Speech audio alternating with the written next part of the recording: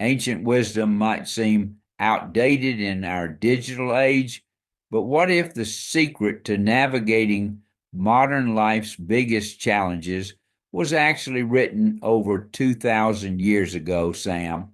That's quite a claim, Pappy. What makes you think ancient texts could relate to our world of social media and instant gratification? Well, imagine being part of a minority community in a massive cosmopolitan city, trying to maintain your identity while surrounded by constant pressure to conform.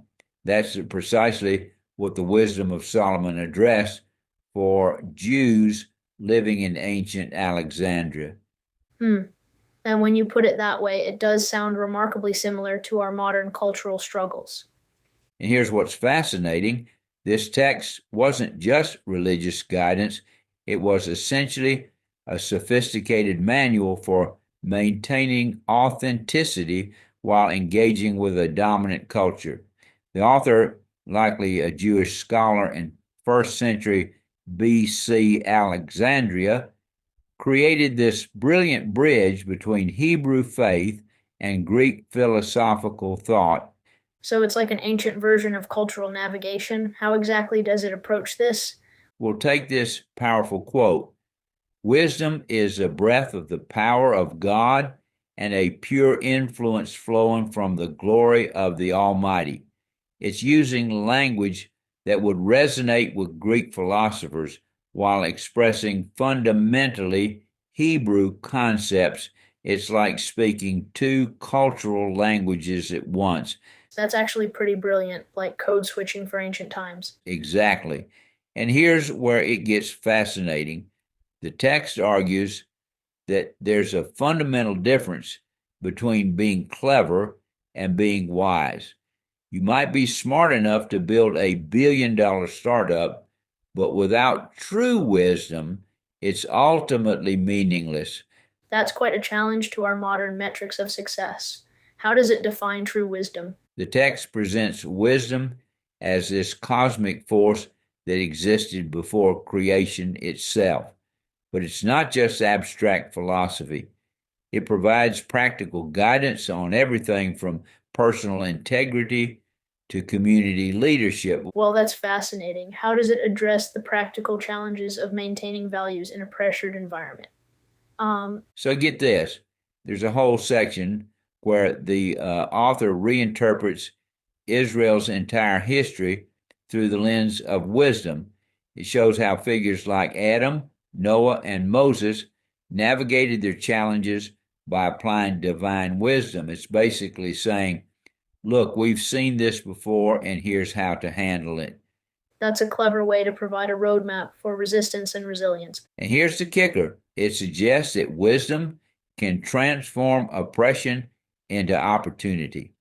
It's not just about surviving cultural pressure, it's about finding meaning and purpose within it, That sounds incredibly relevant to anyone feeling overwhelmed by today's social pressures. right?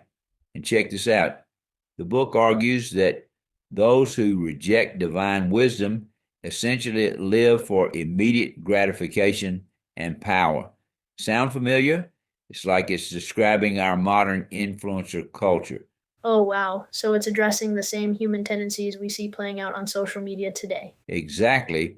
And it offers this alternative vision. Followers or likes don't measure true success, but rather how wisdom shapes both personal character and community well being. That's quite different from our current individualistic approach to personal development. And that's really the heart of it. While our technology has changed dramatically, the fundamental human questions about meaning, justice, and wisdom remain remarkably constant. The wisdom of Solomon reminds us that we're not the first generation to wrestle with these challenges. You know, for something written 2 millennia ago, this seems surprisingly applicable to our modern struggles with identity and purpose. And maybe that's the most profound wisdom it offers: the understanding that true wisdom isn't about having all the answers, but about maintaining integrity while engaging with life's biggest questions. As it says, the souls of the righteous are in the hand of God. It's a message of endurance that still resonates powerfully today.